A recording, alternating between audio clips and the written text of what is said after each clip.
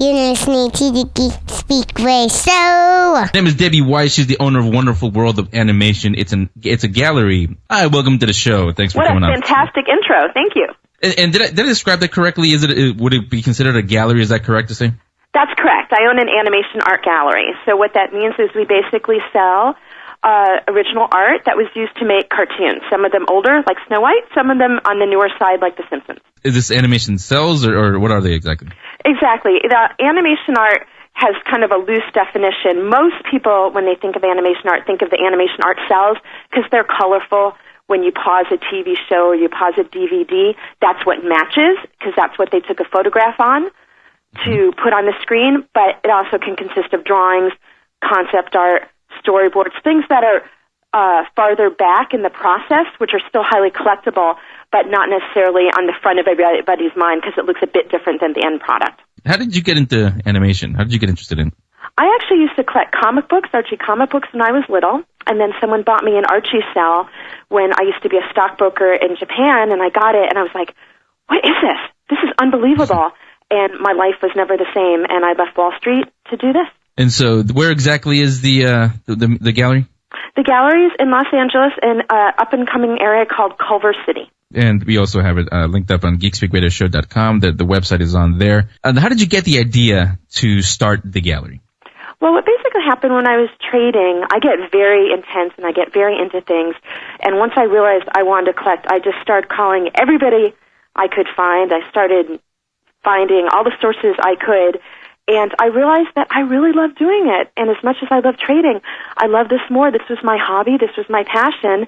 And I thought that I could hopefully be a really good gallery owner and someone who could really help collectors find what they want. So when people come to us, we're not the type of gallery that just wants to sell what we make the most on or things like that. We ask questions of people. We want to know their goals and match the right piece to what they're looking for. Hi, Debbie. This is Damien. I just wanted to say I checked out the website, and it's really great, and I liked some of the features that you have on there. And for me, personally, I like the Tom and Jerry stuff. It's really great to see that you have some Tom and Jerry and Jetson stuff as well.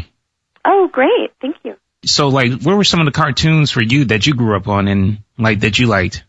When I was little is when, because I'm 42, that's when Scooby-Doo was on in the Saturday mornings, and I remember watching the Flintstones when I was about 4 and things like that. So those are the ones I have kind of like that when I was little attachment to. Yeah, I can tell you, Debbie, those cartoons stand the test of time because I have a 3-year-old daughter, and she loves watching those. She can watch them for hours and hours, so those cartoons definitely stand the test of time. I think so. It's very interesting in the world of collecting where you see that some shows and movies certainly are going to be collectible for, as far as I can tell, forever.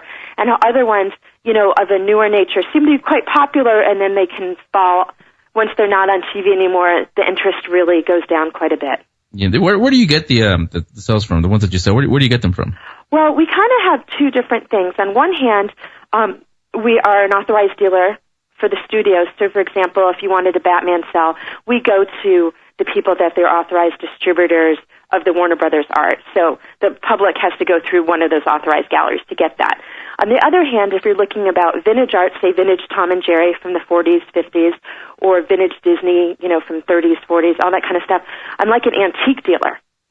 So it's basically people coming to us. So I know that we get art in regularly, but I never know what's going to come in because it just depends on what the people have that are calling you. People can actually go into the gallery and see them for themselves, right?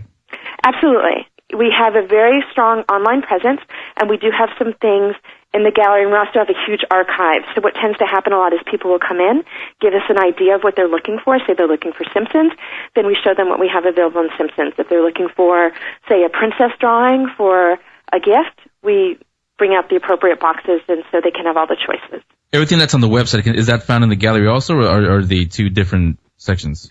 Yeah, everything is pretty much on the website. In the gallery, because we have thousands of pieces on the website, so we couldn't possibly hang all of them in the gallery. So we just tend to have a smaller selection to give you an idea, and then we talk to you to find out what you want so we can bring them out. Yeah, and again, the website is linked up on geekspeakradioshow.com. You can go on there, and it's not just Disney, it's not just Tom and Jerry like Damien mentioned. Everything is in there. You guys were looking at it. What did you guys see?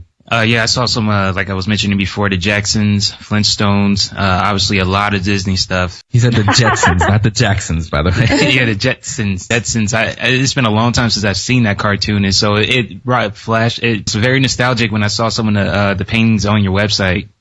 What kind of customers do you get, Debbie? That's actually an interesting question because the customers are different for the different kind of titles. So if you look at something like Simpsons and Family Guy, those tend to be people that are a bit younger, a bit edgier, you know, they kind of have a quirkier sense of humor. Mm-hmm. And we usually find, like, for the vintage Disney, which a lot of times is more expensive, certainly on the whole, you have people that tend to be a little bit on the older side because they have been working for a number of years. And we find that a lot of it has to do with people's attachments to the films or shows. So people that are older tend to have grown up more with the Cinderellas and all that kind of stuff. And then the younger people tend to, you know, have watched The Simpsons for so many years. So the target markets vary depending on the title. And what's also interesting is you find different countries have different things that they tend to like. So we have a tremendous amount of English clients. They love The Simpsons. They love Winnie the Pooh. They love Pinocchio. European clients tend to really, really like the drawings. They really appreciate that art form. So it's very interesting that you see different cultures really emphasizing different art mediums or shows. What are some of the ones that you get the most sales out of? That we sell the most? Yes. We are strongest. The most active titles for us are vintage Disney. Concept art is very, very popular right now. So things by, say, like Mary Blair or Gustav Tengrin, those are very high-end pieces, and they're very hard to find, but when we get them in, they usually sell very quickly. Peanut strips, the original Charles Schulz peanut strips from the newspapers, those sell incredibly, incredibly well. We also do very well in The Simpsons as a newer title. That tends to sell very well. And I think a lot of it is because I like the show, I know the show, so when I'm picking the art, I have a good flair for it, and because, you know, not all cells are created equally. So if you have good art that really evokes the feeling and what an episode's about, that's what the collectors tend to relate to. Hey, we're talking to Debbie Weiss. She's the owner of Wonderful World of Animation. We're going to take a little break right now. When we come back, we'll get more into the collection, into what you can see in there, and we'll just talk some more, and we'll be right back with Debbie Weiss. Geek Speak Radio Show will be right back.